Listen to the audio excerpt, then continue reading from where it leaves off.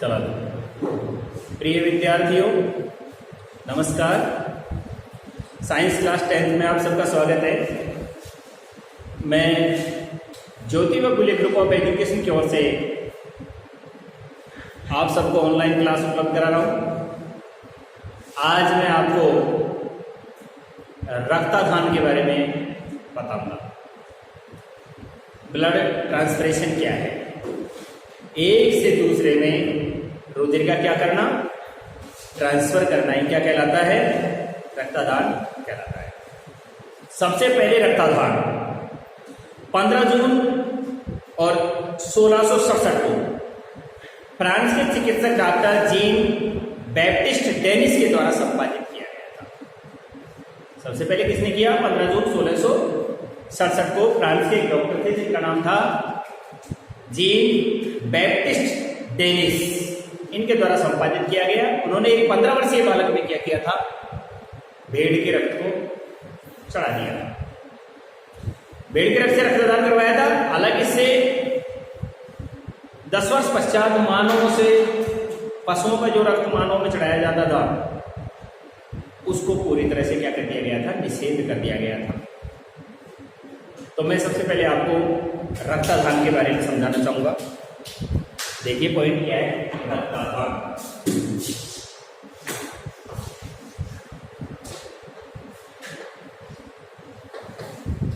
Blood transfusion, एक से खून को दूसरे में परिवर्तित करना। सबसे पहले तो इसकी परिभाषा लिखेंगे। यह एक ऐसी विधि है जिसमें एक व्यक्ति से दूसरे व्यक्ति के, यह एक ऐसी विधि है जिसमें एक व्यक्ति से दूसरे व्यक्ति के रक्त परिसंचरण तंत्र में, दूसरे व्यक्ति के रक्त परिसंचरण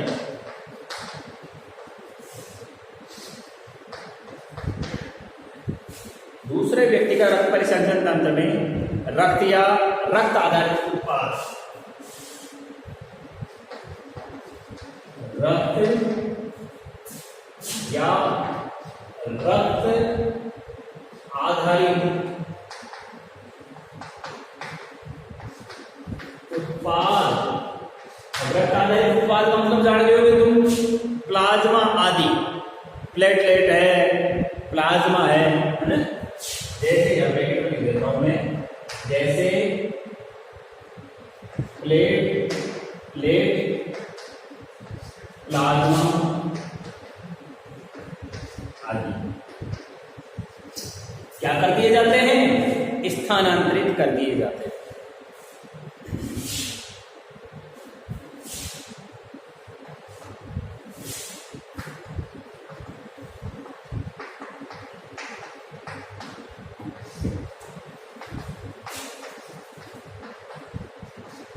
ये इसकी परिभाषा हो गई, क्या कहलाता है, रक्तदान कहलाता है। इसे हम क्या कहते हैं, रक्त का आधान। जैसे बहुत से व्यक्तियों में क्या होता है कि प्लेटलेट्स की कमी हो जाती है, बिम्बाणुओं की कमी हो जाती है। बहुत से कह देते हैं इसकी तो बुखार चढ़ने के बाद क्या गिर गई है, प्लेट गिर गई है, कह देते हैं, तो वो प्लेटलेट होती है। अगर मान लीजिए किसी व्यक्ति की प्लेटलेट गिर जाती है तो क्या होगा पता है, उस व्यक्ति के जो बारीक नसें हैं ना, ऑर्टरी, वेन्स और कैपिलरीज, वो कहीं भी अगर स्राव हो गया उनमें, अगर वो टूट गई ना तो उनका क्या नहीं हो पाता, रुधिर का थक्का बन करके रुधिर का स्राव हो नहीं पाता। ऐसे व्यक्ति में क्या करना जरूरी हो जाता है, फिर बाहर से इनको डोनेट करना पड़ता है, इनको चढ़ाना पड़ता है। कई बार क्या है, प्लाज्मा, अब जैसे वर्तमान में आप देख रहे थे कोरोना का अधिकांश इलाज किसके द्वारा किया जा रहा है, जो आदमी ठीक हो चुके हैं ना, जिनको 14 दिन हो चुके हैं ठीक हुए, उनके क्या किया जा रहा है, ट्रांसप्लांट किया जा रहा है। किस चीज को, प्लाज्मा डोनेट, प्लाज्मा बैंक बना दिए गए हैं, जो आज भी ठीक हो चुके हो प्लाज्मा दे रहे हैं। प्लाज्मा को वापस क्या किया जा रहा है, जो गंभीर बीमार है, कोरोना से पीड़ित हैं, ऐसे व्यक्तियों को क्या किया जा रहा है, रक्त आधारित उत्पाद प्लाज्मा को क्या किया जा रहा है, उनके शरीर में चढ़ाया जा रहा है, ताकि क्या बन सके, एंटीबॉडी बन सके, प्रतिरक्षी बन सके। किससे लड़ने वाला प्रतिरक्षी बन सके, कोरोना से लड़ने वाला प्रतिरक्षी बन सके, इसलिए उनको ये किया जा रहा है। तो यहां आप समझ गए होंगे कि ब्लड ट्रांसफ्यूजन का मतलब क्या होता है, एक ऐसी विधि है इसमें एक व्यक्ति से दूसरे व्यक्ति के रक्त परिसंचरण तंत्र में, रक्त परिसंचरण तंत्र, ब्लड सर्कुलरी सिस्टम, ब्लड सर्कुलरी सिस्टम। अब ब्लड सर्कुलरी सिस्टम में कौन कौन सी चीज आती है, हार्ट है, हमारी पोर्टरी है, हमारी वेन है, हमारी कैपिलरीज है, यानी धमनी, सिरा, केशिकाएं, हृदय, ये सब मिलकर के किसका निर्माण करते हैं, किसका निर्माण करते हैं, ये सब परिसंचरण तंत्र का निर्माण करते हैं, सर्कुलरी सिस्टम का निर्माण करते हैं। तो इस परिसंचरण तंत्र में रक्त या रक्त से आधारित उत्पाद, या तो खुद ही ब्लड, ब्लड में तो तीन चीजें आएंगी, कौन कौन सी, आरबीसी, डब्ल्यूबीसी और ब्लड प्लेटलेट, है ना, ब्लड प्लेटलेट आदि सही, ये तीनों चीजें मिलकर रक्त हो गया। तो रक्त आधारित उत्पाद कौन सी चीज होगी, प्लेटलेट, प्लाज्मा, है ना। तो समझ गए होंगे कि रक्त या रक्त आधारित उत्पादों को क्या किया जाता है, स्थानांतरित कर दिया जाता है, एक से दूसरे में ट्रांसफर कर दिया जाता है, रक्तादान कहलाता है। अब इसको सर्वप्रथम किसने किया था, दूसरा पॉइंट, सर्वप्रथम रक्तदान की प्रक्रिया 15 जून 1667 को, 15 जून 1667 को फ्रांस के कौन, फ्रांस के एक चिकित्सक थे, फ्रांस के चिकित्सक डॉक्टर बैप्टिस्ट डेनिस,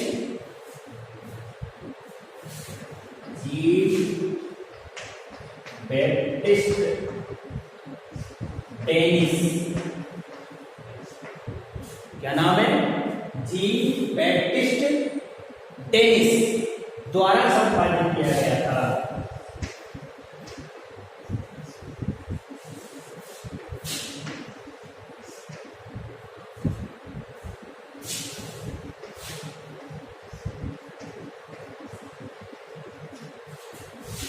इसका नेक्स्ट पॉइंट मान लो, सबसे पहले जीन बैप्टिस्ट डेनिस ने एक 15 वर्षीय बालक में सर्वप्रथम जीन बैप्टिस्ट डेनिस ने एक 15 वर्षीय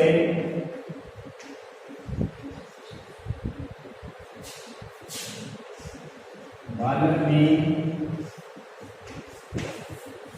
भेड़ के रक्त का रक्तदान करवाया।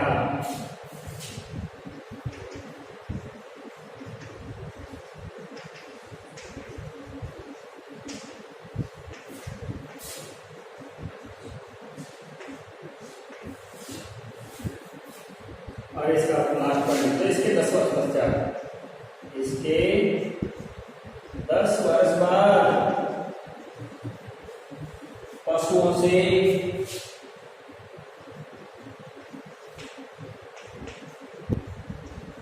मानव में रक्तदान निषेध कर दिया गया।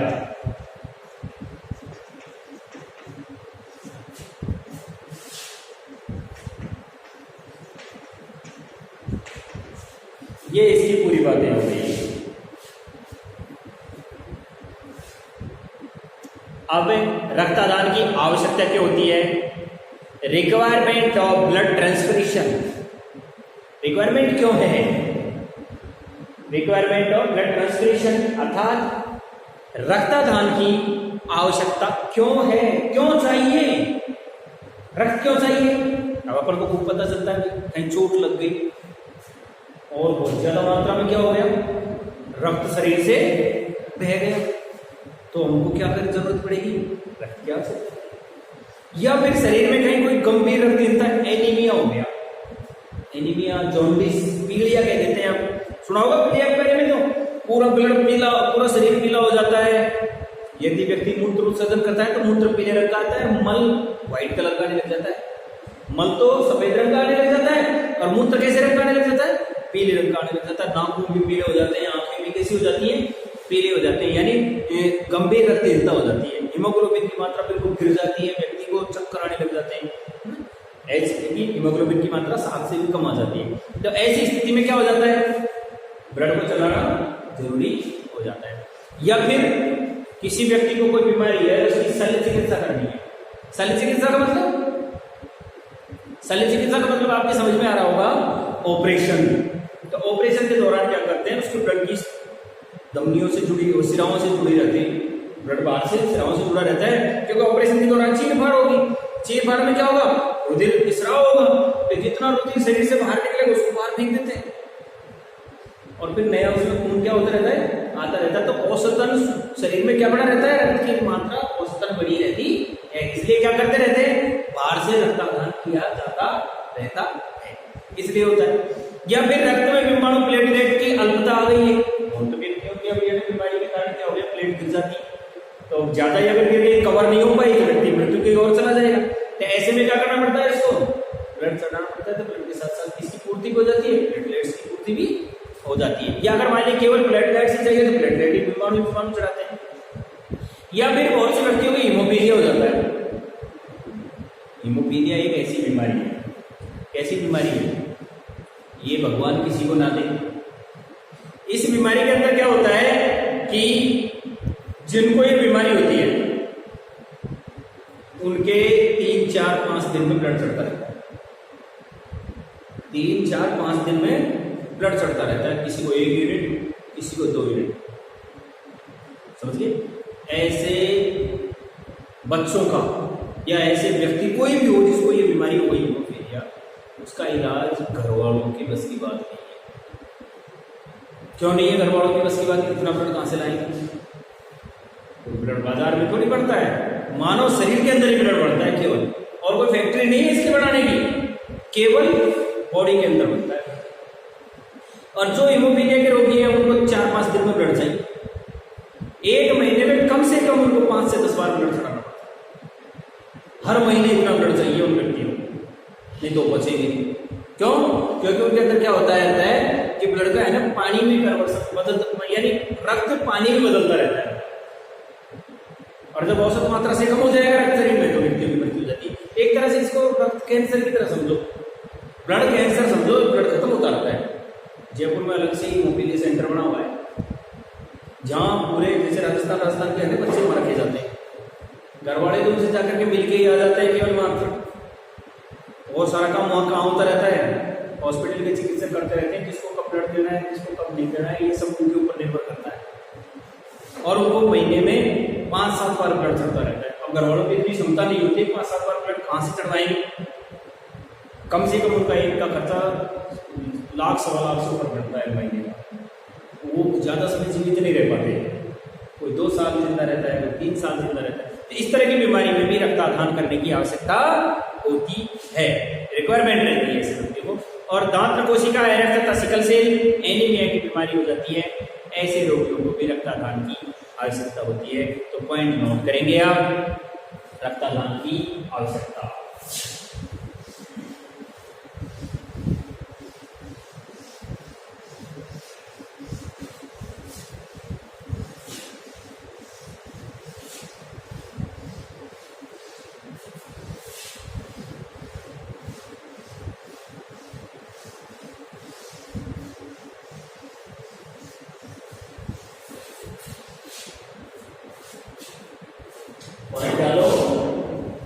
रक्तदान की आवश्यकता भाई क्यों है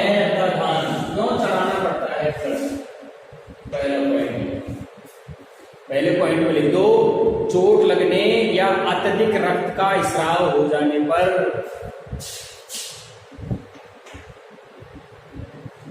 चोट लगने या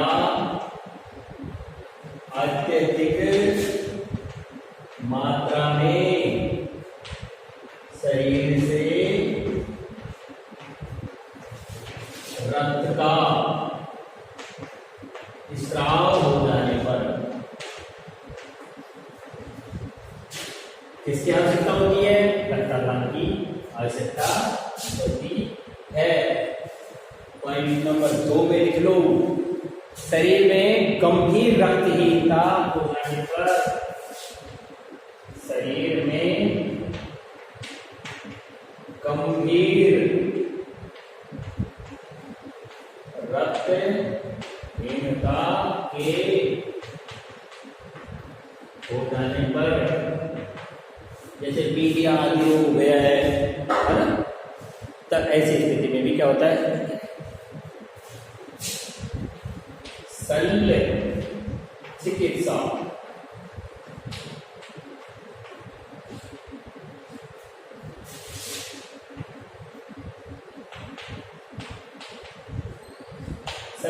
के दौरान भी रक्तदान की आवश्यकता होती है। ऑपरेशन जिस समय होता है, चीरफाड़ की क्रिया की जाती है, ऐसे समय व्यक्ति को रक्तदान की आवश्यकता होती है। रक्त में डिंबाणु की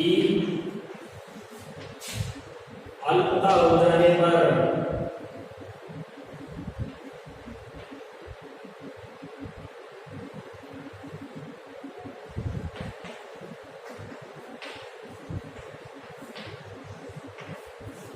किसकी आवश्यकता होती है?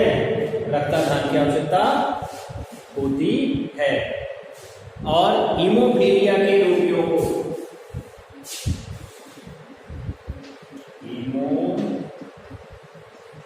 हीमोफीलिया के रोगियों को भी रक्तदान की आवश्यकता होती है।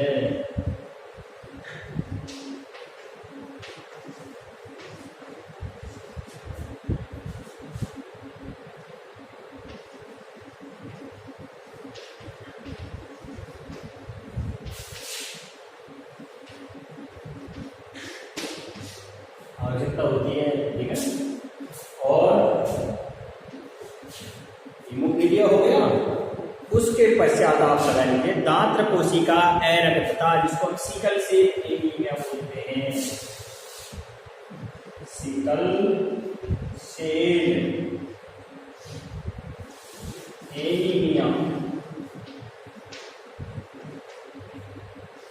दांत्र कोशिका अरक्तता, दांत्र कोशिका अरक्तता, दांत कोशिका एनीमिया हो जाने पर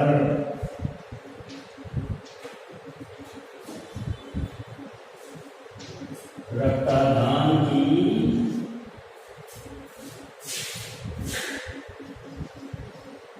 आवश्यकता होती है।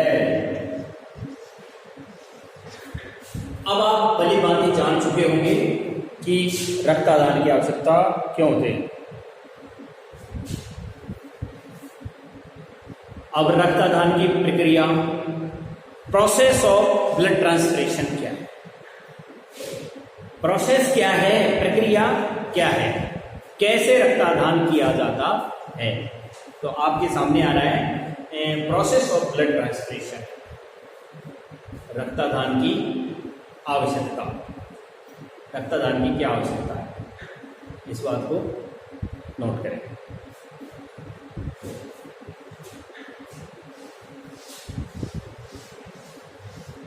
कर लिया नोट में से? नेक्स्ट पॉइंट पे आ जाइए, रक्तदान की प्रक्रिया।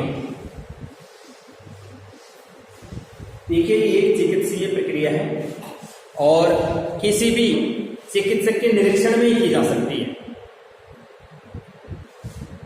बिना चिकित्सक की देखरेख के यह नहीं होता कि किसी एक व्यक्ति के परिसंचरण तंत्र से रुधिर को दूसरे व्यक्ति के परिसंचरण तंत्र में कोई भी व्यक्ति नलिका लगा करके ले सके, ऐसा नहीं। एक सफल चिकित्सक की देखरेख के दौरान, निरीक्षण के दौरान ही रक्तदान किया जा सकता है। सबसे पहले रक्तदान की जो प्रोसेसिंग प्रक्रिया है, उस प्रक्रिया में रक्त को क्या किया जाता है, कलेक्शन किया जाता है, रक्त का संग्रहण किया जाता है। और ये प्रक्रिया वैज्ञानिक प्रक्रिया है। तो रक्तदान की प्रक्रिया पॉइंट रहेगा हमारा, रक्तदान की प्रक्रिया।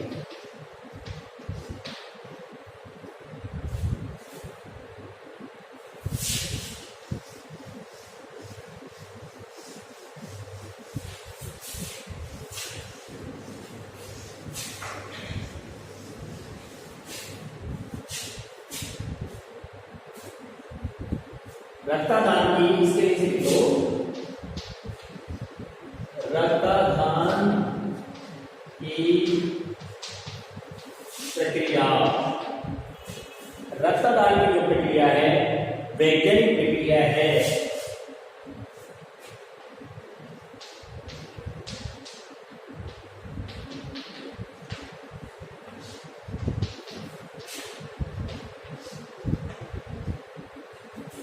रक्तदान की प्रक्रिया एक वैज्ञानिक प्रक्रिया है जिसे किसी चिकित्सक के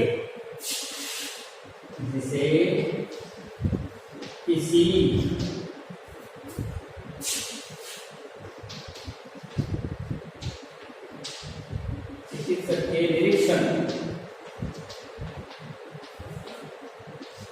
देखरेख, किसी चिकित्सक के निरीक्षण में किया जाता है।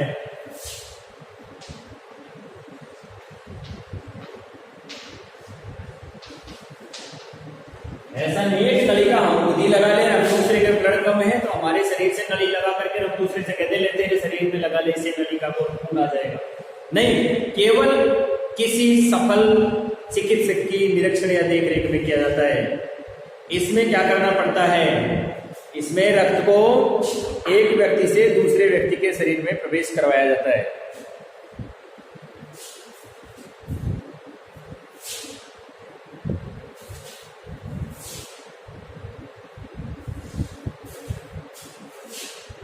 रक्तदान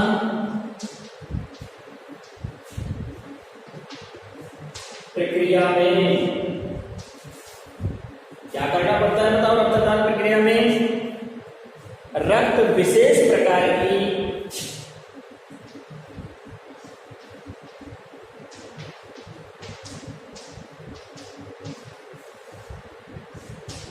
रक्तदान प्रक्रिया में रक्त विशेष प्रकार की निर्जलीकृत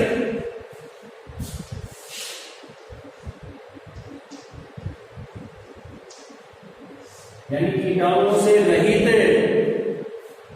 थक्का रोधी युक्त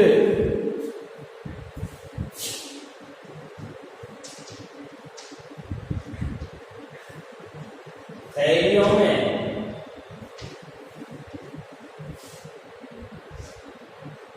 निर्जलीकृत थक्का रोधी युक्त थैलियों में इकट्ठा किया जाता है। किसमें इकट्ठा करते हैं, निर्जलीकृत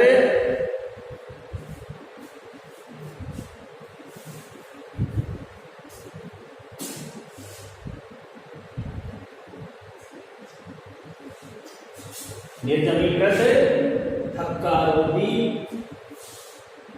युक्त थैलियों में क्या करते हैं, इकट्ठा करते हैं। पाउच बोलते हैं थैलियों को।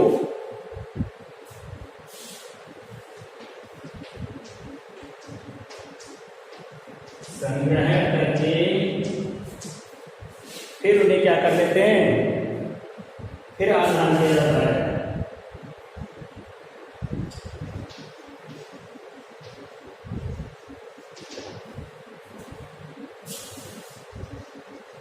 इस लाइन को समझ लीजिए, क्या लिखा है इस लाइन में कि रक्तदान प्रक्रिया में रक्त विशेष प्रकार की वितरणीकृत थक्कारोधी युक्त थैलियों में इकट्ठा करते हैं। ऐसी थैलियां होती हैं जिनके अंदर ब्लड का थक्का नहीं जमता, नहीं तो ब्लड को लेकर के इकट्ठा किया और ब्लड में तत्काल ही क्या हो जाए, थ्रोम्बोसिस क्रिया हो जाए, थ्रोम्बिन जो बीमा हुआ तत्काल ही क्या होगा, रुधिर का थक्का बनाने का काम होगा और उसके छिछड़े पड़ जाएंगे, फिर वो किसी काम का ब्लड नहीं रहेगा।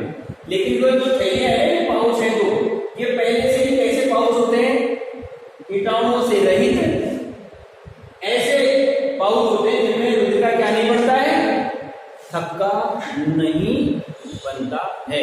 ऐसी थैलियों के अंदर इसे क्या किया जाता है, इकट्ठा किया जाता है।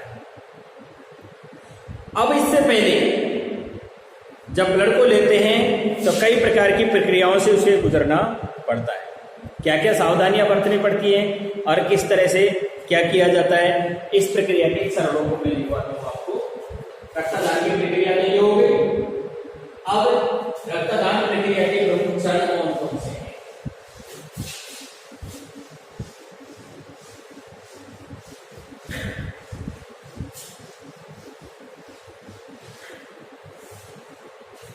पहला चरण है रक्तदान प्रक्रिया का रक्त का संग्रहण।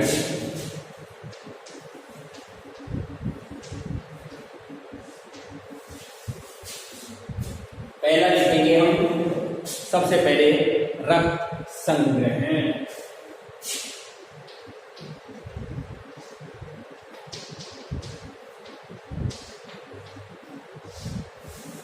रक्त संग्रहण में एक पॉइंट लिखें, रक्त संग्रहण प्रक्रिया से पहले रक्त संग्रहण प्रक्रिया से पहले रक्त दाता के किसका परीक्षण करते हैं, स्वास्थ्य का परीक्षण किया जाता है। स्वास्थ्य का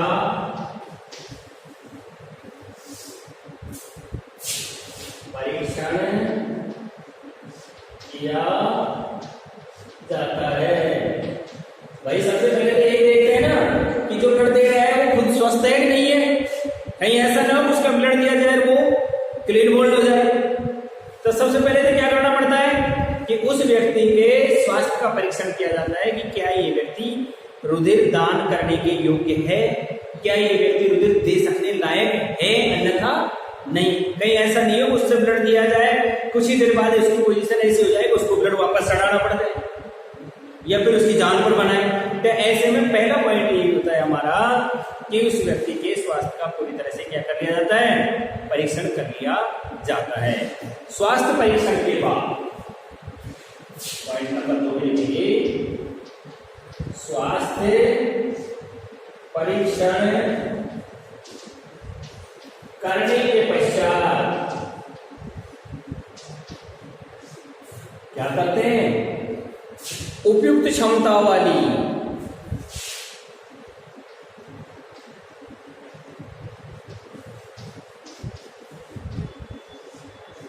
स्वास्थ्य परीक्षण करने के पश्चात उपयुक्त क्षमता वाली प्रवेशनी, इसको कैनुला बोलते हैं। कभी आपने इंजेक्शन लगवाया है तो आपको यहाँ एक प्लास्टिक की सी नली लगा करके और लगा देते हैं, टेप सी लगा देते हैं और उसमें अंदर से जब वापस बाहर निकालते हैं एक बड़ी सी प्लास्टिक की नली सी निकलती है। तो वो तो छोटी होती है, लेकिन जब ब्लड चढ़ाने वाली या ब्लड निकालने वाली होती है ना, तो उपयुक्त क्षमता की बड़ी सी कैनुला को सीधा कहाँ प्रवेश करा दिया जाता है, सीधा सिरा में प्रवेश करा दिया जाता है। तो उसको बोलते हैं प्रवेशनी। क्या कहते हैं इसको, प्रवेशनी कहते हैं। तो उपयुक्त क्षमता वाली प्रवेशनी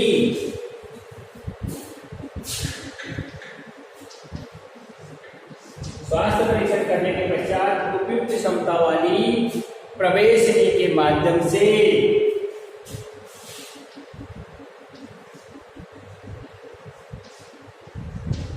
रक्त को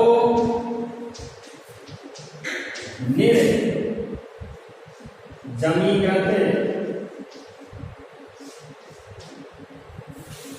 थक्कारोधी थैलियों में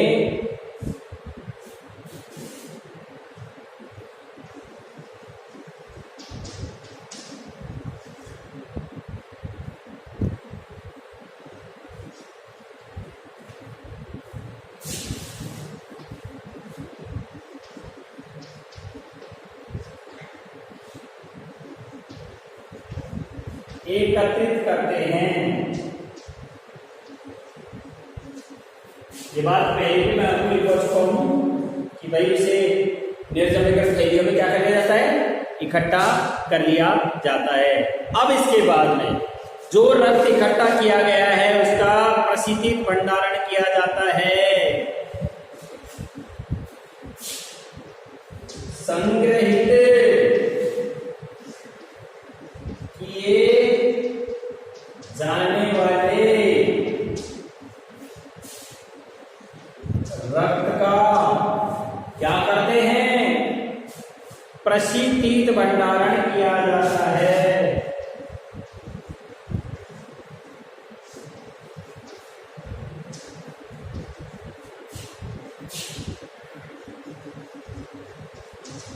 प्रशीतित भंडारण का मतलब जानते हो क्या?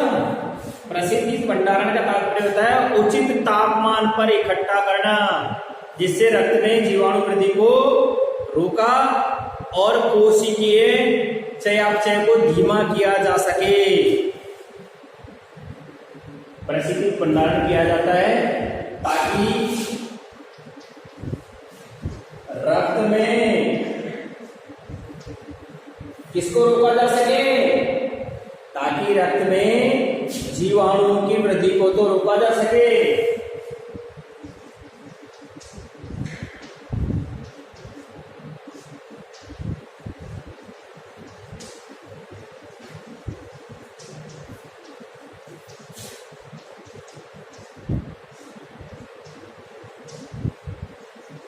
तथा कोशिकाओं की चयापचय को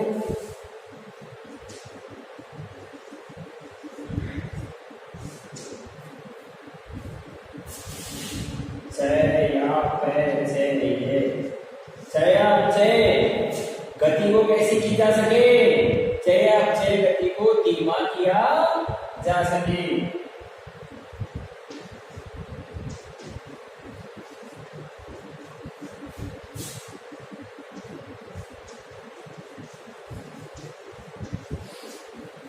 ये काम करते हैं। इसके बाद में अब संग्रह की जानी शेष रहती है कि भाई अलग अलग प्रकार के से रक्त की जांच करो। यहाँ तक की बात आ गई। रक्त संग्रह प्रक्रिया में पहले रक्तदाता के स्वास्थ्य का क्या करते हैं, परीक्षण करते हैं। अच्छी तरह से जांच होती है उसकी भी, ये देने लायक है नहीं है, इसका वजन 50 किलो से ऊपर है कि नहीं, इसकी 18 साल या ऊपर हो चुकी है कि नहीं, इसको किसी प्रकार की कोई बीमारी तो नहीं है और ये पूरी तरह से स्वस्थ है।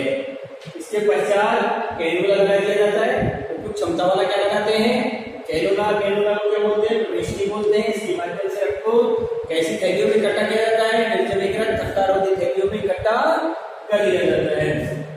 फिर संग्रहित किए जाने वाले रक्त का क्या कर देते हैं, प्रशीतित भंडारण कर देते हैं। प्रश्न बढ़ गया, प्रशीतित भंडारण क्यों किया जाता है, ताकि उसके जीवाणुओं की वृद्धि को क्या किया जा सके, रोका जा सके। और रक्त में पाई जाने वाली आरबीसी, डब्ल्यूबीसी, ब्लड प्लेटलेट्स, इनकी जो होने वाली चयापचय प्रक्रिया है उसको कैसे किया जा सके, धीमा किया जा सके।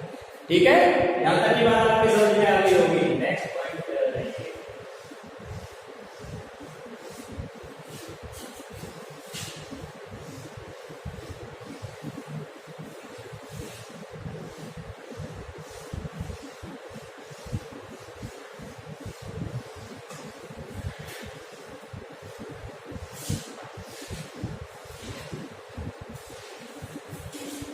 नेक्स्ट पॉइंट में आप लिख लेंगे, संग्रहित रक्त की कई प्रकार से,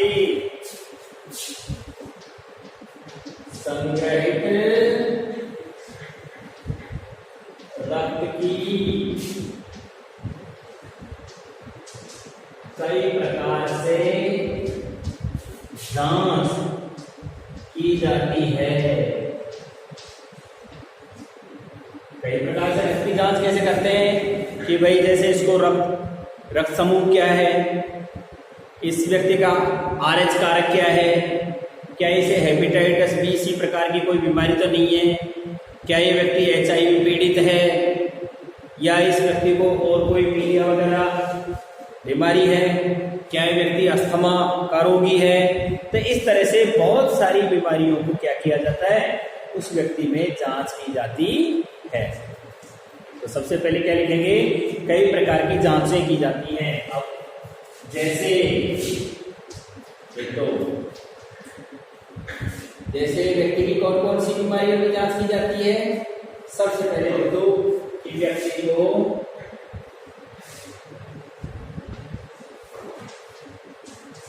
HIV,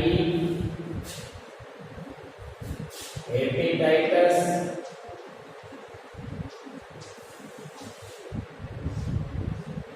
बी,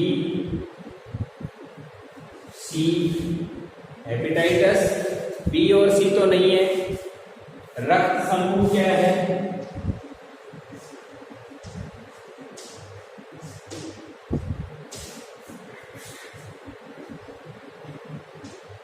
रक्त समूह RH कारक,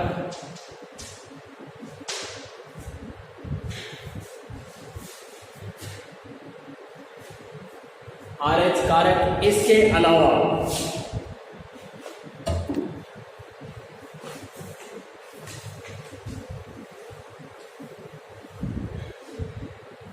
रक्तदान के पश्चात व्यक्ति को कुछ समय तक क्या करना पड़ता है, डॉक्टर की देखरेख में ही रहना पड़ता।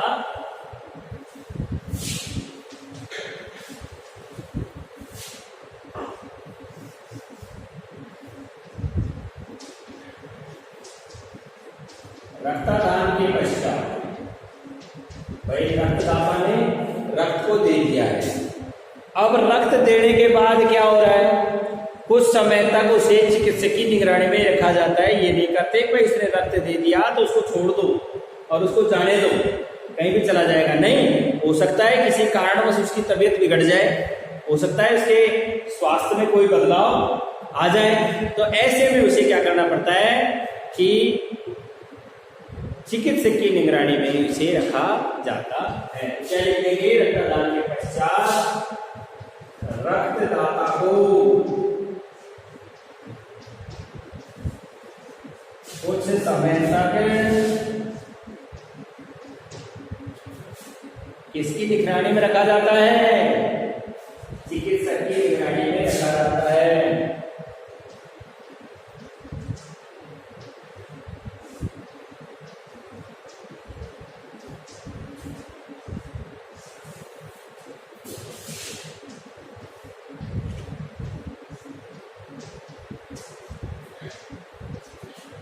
रक्तदान के पश्चात रक्तदाता को कुछ समय तक चिकित्सक की निगरानी में रखा जाता है ताकि शरीर में रक्त के कारण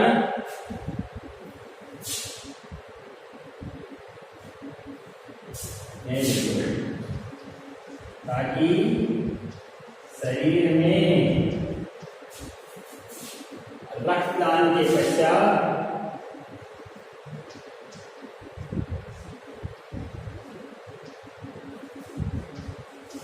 कोई भी तरह की प्रतिक्रिया आवे, है ना, रक्तदान के पश्चात होने वाली प्रतिक्रिया का उपचार किया जा सके।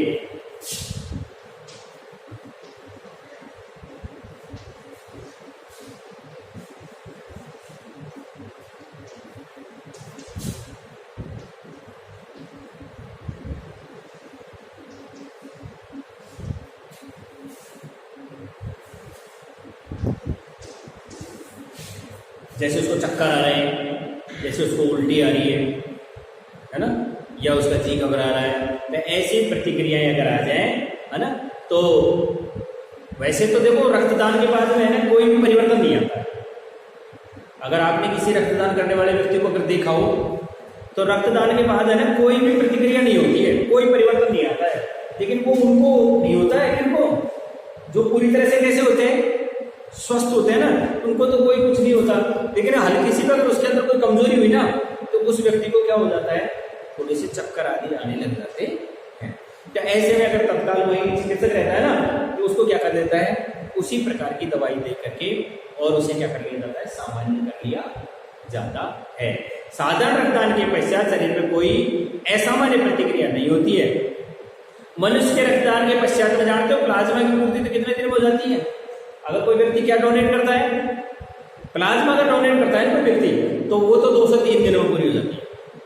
3 दिन के बाद में प्लाज्मा दोबारा उतना ही बढ़ जाता है, जितना हमारी बॉडी से हमने प्लाज्मा को क्या कर दिया, डोनेट किया है ना, उतने के उतने प्लाज्मा की पूर्ति 2 से 3 दिन में हो जाती है। औसतन 36 दिन के पश्चात रक्त की जो कोशिकाएं हैं उनमें भी पूर्ति हो जाती है। एक लाइन और नोट कर लें आप, मात्र इसकी जो लास्ट पॉइंट है, रक्तदान करने वाले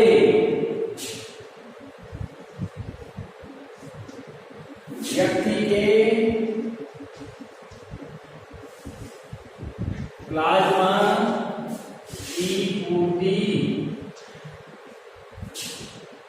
पुनः 2 से 3 दिन में हो जाती है।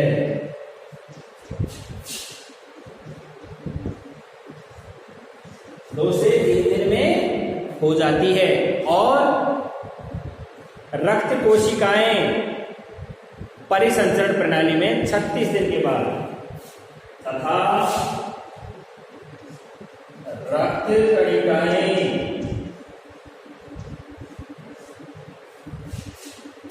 36 दिन के बाद पुनः क्या हो जाती है, प्रतिस्थापित हो जाती है।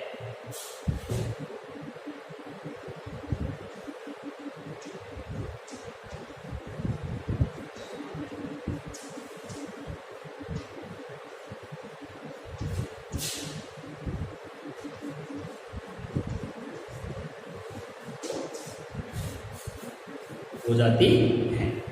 अब इसके बाद मैं आपको ट्रांसफरेशन के बारे में बताऊंगा कि ट्रांसफरेशन क्या है और इसे कितने घंटे के अंदर संपादित किया जाता है, कितनी देर में, ये किस तरह से। जैसे मैं आपको कुछ एक पॉइंट बोल देता हूँ। जैसे ट्रांसफरेशन आधान से पहले, यानी एक से दूसरे में ब्लड को बदलने से पहले मरीज के रक्त देने वाले के और रक्त लेने वाले के आपस में क्या कर लेते हैं, जांच कर लेते हैं। A-B-O-R-H आदि का जांच कर लिया जाता है। इकट्ठे वाले रक्त का आदान प्रक्रिया शुरू कर दी जाती है। ये 4 घंटे तक चलने वाली प्रक्रिया है। मैंने आपको बताया था सिरामिक कैनुला लगा दिया जाता है और व्यक्ति को उस समय जो भी कोई प्रतिक्रिया होती है, जैसे ठंड लगना, ज्वर आना, दर्द, साइनोसिस आदि, इनका भी क्या किया जाता है, हृदय की गति आदि को नोट किया जाता है। बाकी बातें मैं आपको कल बताऊंगा। आज के लिए